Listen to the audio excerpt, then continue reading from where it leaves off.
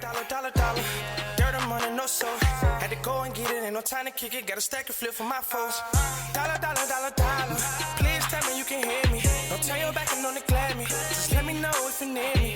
Dollar. Let me watch out for my partners. Keep my money long, get my team strong. Let me run away from my problems.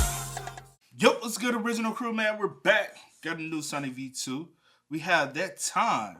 Mike Tyson, blew $600 million. Boy, I wish I had $600 million just to blow.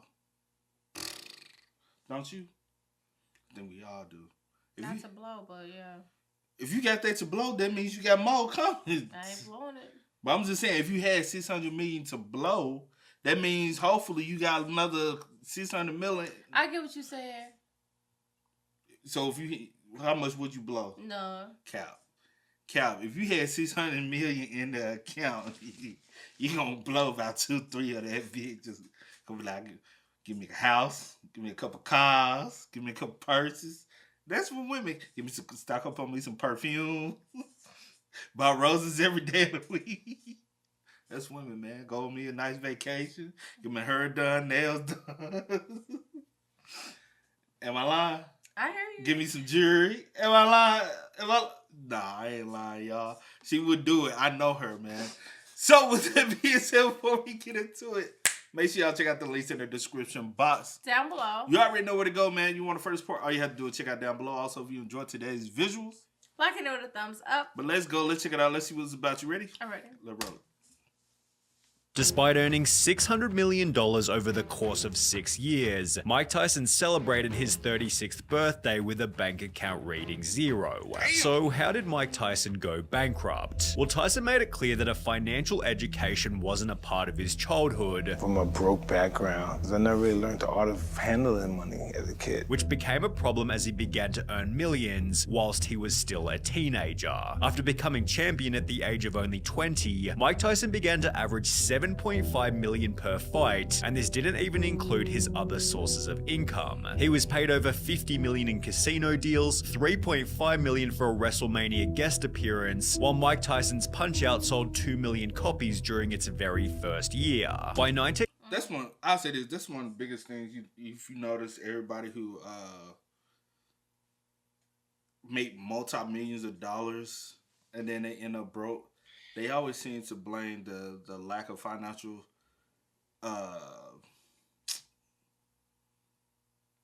financial literacy, you know what I'm saying, or lack of knowledge, or coming from a poor background.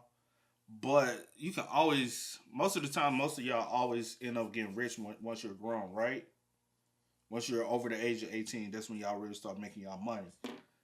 You are also grown, and at some point in time, most of y'all have went through a process where somebody in y'all circle has possibly told y'all no, or somebody, or y'all don't want people to tell y'all no, because you know why? You got it. It's my money. I spend my money the way I want to spend it. You get what I'm saying? Because I hear this story a lot when it comes down to athletes, sports players. They always, I'm broke, especially in like sports world. Oh, they should be taking care of their former players, man. We done made millions of dollars for them. But they also have paid y'all millions of dollars. You went broke, not because of them, but because of your spending habits. And if you had the right people in your corner and not just yes men in your corner, maybe you would have some millions still left. And a lot of times y'all are young. Yeah, I do agree that you come from a poor background, and one of the worst things to do is get somebody who has never had $1 million or never had more than a couple $1,000, a couple hundred, or a couple $1,000 in their account. All of a sudden, they got access to money they ain't never seen before. How you think they're gonna spend it? That's the reason why most people who play the lottery, they hit for the millions. In a couple years, they go broke. They never had it. Right. But I understand that. But also, in these worlds, these people are very much so got yes men's around them. I mean, yeah, I agree with that. But going back off of the second thing you said, not the first thing, but the second thing, yeah, it could be a combination of not, like he said, not having it, not really knowing how to manage it, what to do with it, whatever the case may be, not being smart with it, and also with age as well, with him coming into that type of money at a young age. But also, you're grown. Nobody's supposed to tell you what to do in life once you grown. You live and you learn. So, but I'm not just speaking about him. I'm speaking about a lot of people. I'm not even just talking about him. I'm just talking about the hundreds of stories that we've. I get to the point where I just hate hearing them cry, and they be like, "But is it them crying or is it just them telling their story?" No, because most of them be like they feel as though they should still be owed something, and I'll be like, "What are you owed? They paid you millions. You made your millions. You're not owed anything." I got you. While Mike Tyson's Punch-Out sold 2 million copies during its very first year.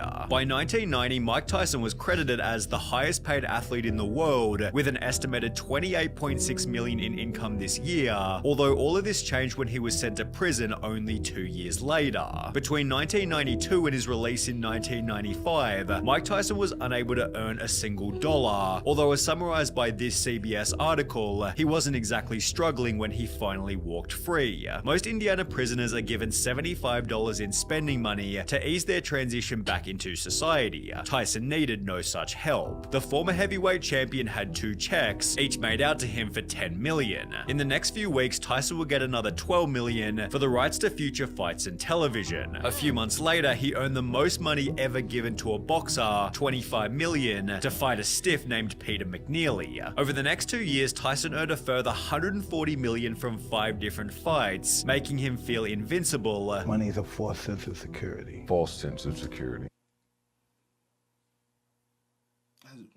What's that? He said he got 10 million when he came out, another 10 million. That's 20. Got another, what's that? 32 now. And add on another 25. What's 32 plus 25? That's what, 57? All right. Sorry. Over the next 2 years, Tyson earned a further $140 million from 5 different fights, making him feel invincible. Money is a false sense of security. False sense of security. Nothing about it could be a You feel real. invincible with money. Okay. You feel like you can't even die. Which, when combined with the bitterness from his time spent in prison, caused Tyson to begin spending everything. For me being poor, never having anything, for me being bitter, angry for being in prison, it stems from a lot of things. Firstly, there were the cars. According to CBS, Tyson reportedly bought 110 cars either for himself or as gifts, one of which being a $320,000 Bentley Azure, the most expensive production car in the world. Tyson bought it and ordered 4 more. In the space of a few minutes, he had spent more than $1.5 million, while in a different instance, Tyson showed up at a car dealership just outside New York to buy another car. He bought a Ferrari for $300,000, declining a test drive because he already had one just like it. On a different day, Tyson was pulled over whilst driving his Rolls Royce without a license, but was able to get out of trouble by giving the car to the cop. You know, sir? Hell no. Oh my, I know you lying. I know you lying. Hell no. Child. See, now he just wasting money. But he been wasting money, but now that's just wasting money. And shouldn't the cop be fired too? That's bribery. Now I don't agree with like the fact that, you know, as far as like, cause he was like, I guess with him going to prison and then getting out and then like he said, going back to the broke thing and never having anything. Boy, you now I get it. You feel some type of way, whatever. You went to prison, you feel like, okay, I'm just about to get out of spin. It's my way of like coping or whatever. But you already had millions before, let's and be now smart you get extra still. millions. You know what I'm saying? So at some point, like I get it, like going like early on, you know, as far as like, you know, being irresponsible. But as you get like, you know, older, you keep getting it, or whatever the case might be. But it's the thing, especially like of the 90s, when you making that much money, you feel untouchable. Yeah, so it's and like that's the what world, he the world's at your hand, and you can just spin because you like, I'm getting this so fast. I know more coming in. And that's what he said. That's how he felt.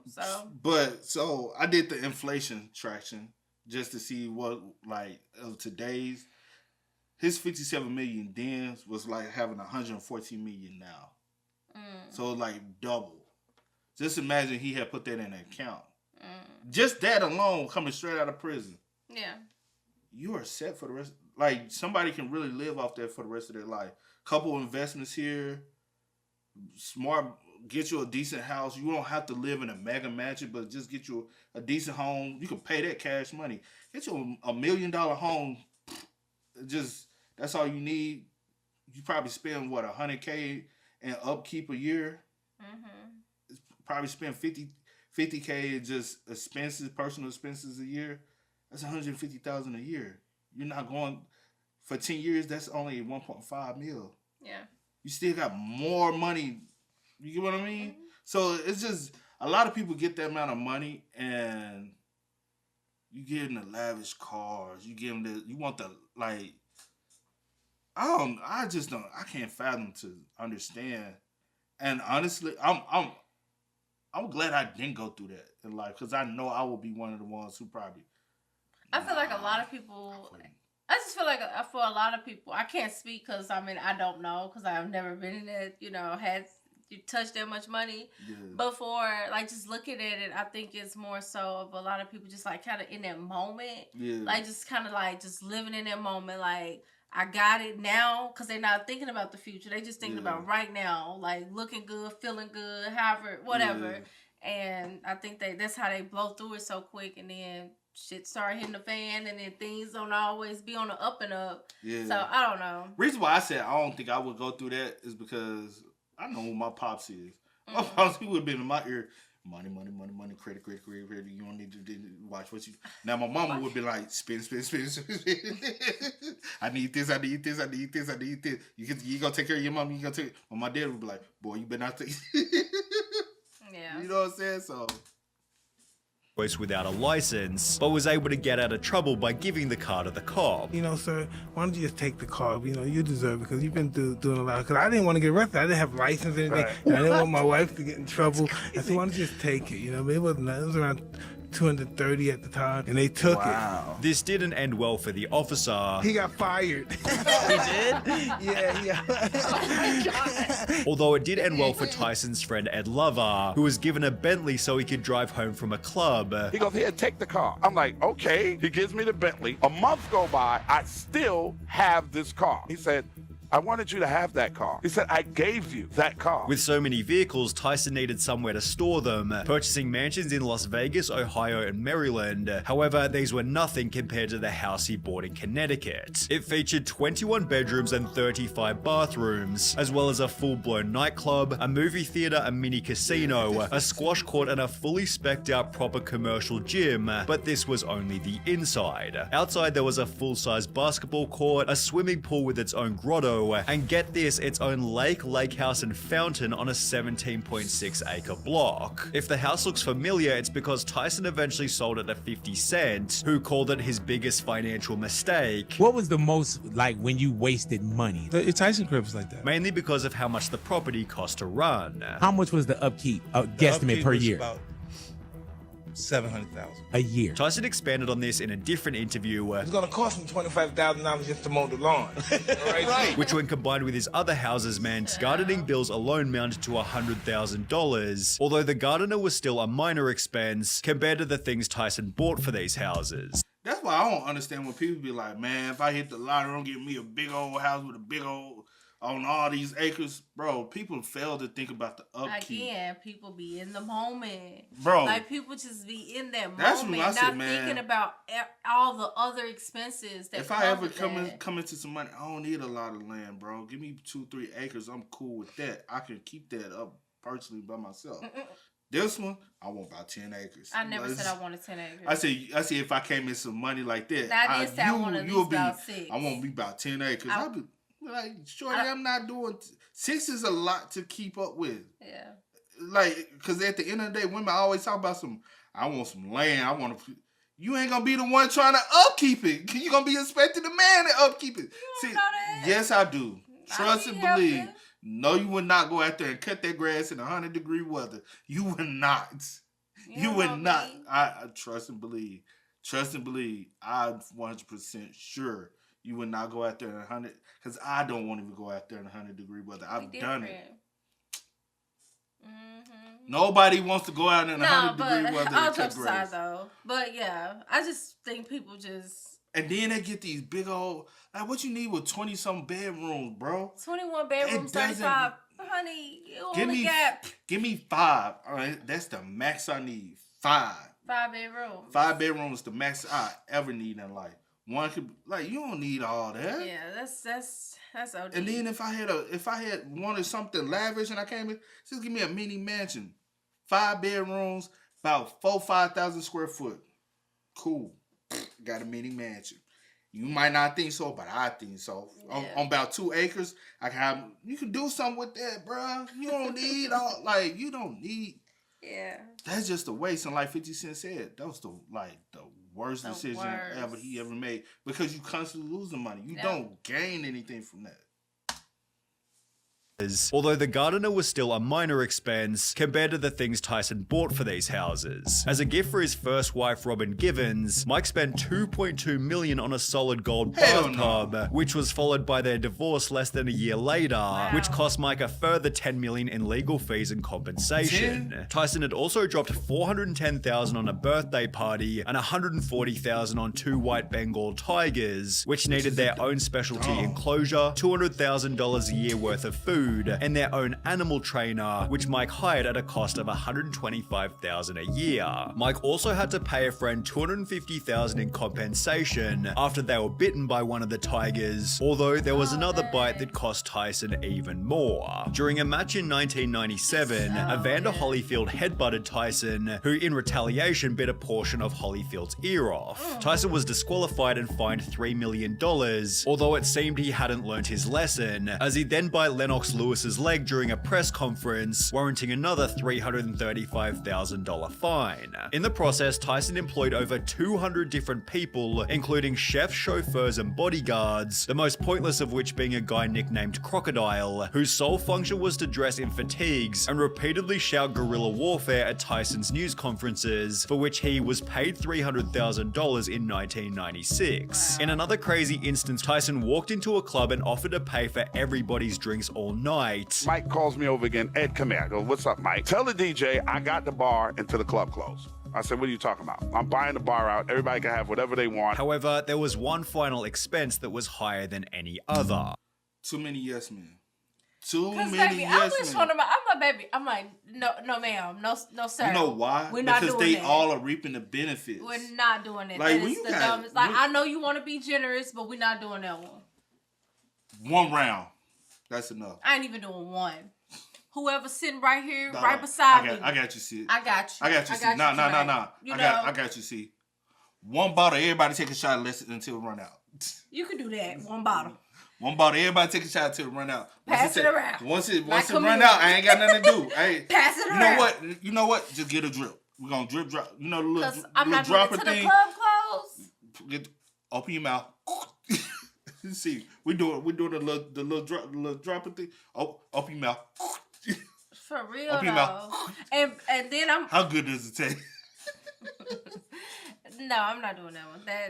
That's a waste of money. Buying the whole bar. That's dangerous. That's thousands. Dangerous. Pocket wines and because some people don't know their limits, honey. Oh, that it's too. on you. Also, peep this. You. What could have also happened in a situation like that with legal matters? What if somebody in that club was under the age of 21 at the time? You said it was an open bar for everybody, and this one. Well, I'm hoping that maybe people will still. Peep I don't game, know how that though. works. But peep game though. Peep game. They quit like folks ain't never had fake IDs. You seen a good one. Get fake. We partying Tyson tonight. Under the age of 21. I feel you. They get drunk. Now, who do you sue? The first person they gonna go to. You suing the club. You know what the club gonna say? Tyson. We ain't the only ones. Tyson. And you know who they really gonna sue? Who got the money? Tyson. Well, good thing that didn't happen. I'm just saying, but you gotta be careful. But yeah, most definitely. But not doing it. That's not a smart move. Not at all. Everybody can have whatever they want. However, there was one final expense that was higher than any other. Do you regret anything? Yeah, and I didn't pay taxes really at that time. That'll get you, yeah. It was revealed in 2003 that Tyson owed $13.4 million to the IRS, $117,000 to 5 different states, as well as $4 million to British tax authorities, and things only got worse from here. Turns out most of Mike's luxury purchases were being made on credit, and as a result, he also owed $27 million to various different businesses, including $600,000 to a legal company, $500,000 to his finance manager, and $800,000 to a former trainer, all of which were stacked on top of a second divorce. Tyson owes money to at least 240 and women. And women.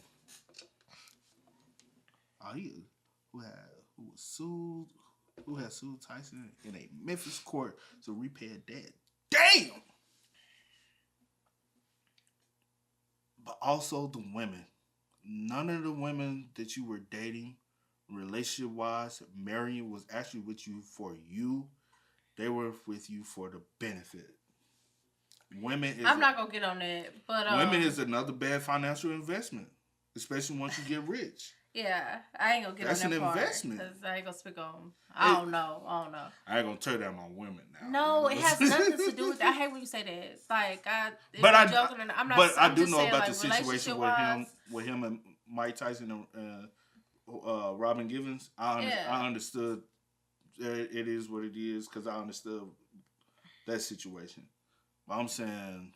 I'm not saying it for women. I'm just saying I don't know the degree of the relationship or who these people are to you if you knew them beforehand. He was already married, probably, so now he know. You don't know if he knew her? Nah.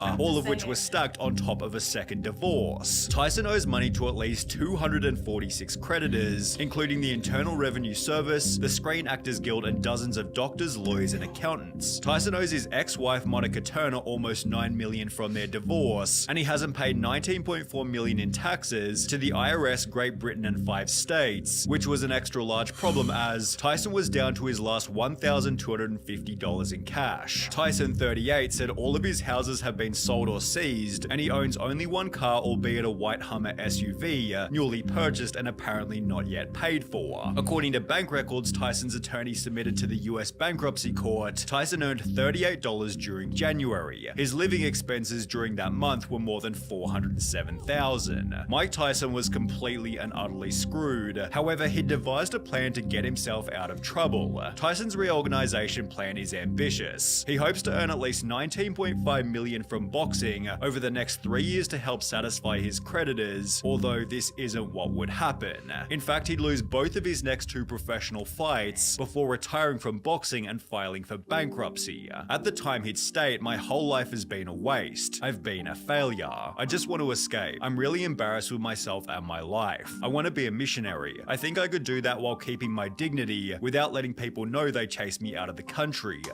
I think he also has a good bounce back story though. Like what he's doing now is a good. I don't understand. I don't know how he would dig himself out of such a financial hole, but I do see that it's good to see that he could still monetize his name and likeness. You know what I'm saying? This part of my life over as soon as possible. In this country, nothing good is going to come of me. I'm so stigmatized there is no way I can elevate myself. I'll never be happy. I believe I'll die alone. I would want it that way. I've been a loner all my life with my secrets and my pain. I'm really lost, but I'm trying to find myself. I'm a really sad, pathetic case. With nothing else to do, Mike spent his days caring for 350 unique pigeons, a collection which prior to bankruptcy, he'd paid $400,000 for. He'd later likened his spending habits to a drug addiction. It's like the drugs. You might as well say you have it all, but it's still that empty hole that you're trying to fulfill. You spend as much as you can to try to get that satisfaction, fulfill that hole. It just is, is bottomless. However, Tyson's life wasn't finished yet. Losing everything had taught Tyson a valuable lesson, I know the power of humbleness now. How did you learn that? I have to lose everything. with humility acting as a baseline for him to rebuild his life. Tyson took the lessons he'd learnt and transformed them into a book, whilst his life story was also the perfect premise for his own documentary. On top of this, Mike landed a cameo role in both The Hangover 1 and 2, for which he was paid $300,000. Through these various media appearances, Mike was able to rebuy himself a pretty awesome house in Vegas, although he refused to let money dictate his happiness. Is there anybody that thinks a lot of money is going to make them happy? They never had a lot of money. Because it don't make you happy. Yeah, oh no, it's going to make you miserable. You can it can make you hate yourself. Since then, Mike has launched his own extremely successful podcast called Hotboxin' and built a net worth of $10 million. That's what's up. Yeah, his bounce back story is just as great as hearing his failures. You know what I'm saying? Like, he's one person that, no lie, had to hit rock bottom and build himself back up. And yeah, it's good to see the brother bounce back. Most definitely. Because a lot of people, when you get that low, it's hard to see the light. It's hard, bro. But he has such a big personality that he's able to market and monetize. Mm-hmm. So that's great right there. That's always a plus. Yeah, man. But hey, man, y'all spam us up. Y'all let us know y'all thoughts. You got any other words? That was a crazy story, though, man. But as always, I do go by the name DJ McKid. This is. We are. Go and get it. Ain't no time to kick it. Got a stack and flip for my foes. Dollar, dollar, dollar, dollar.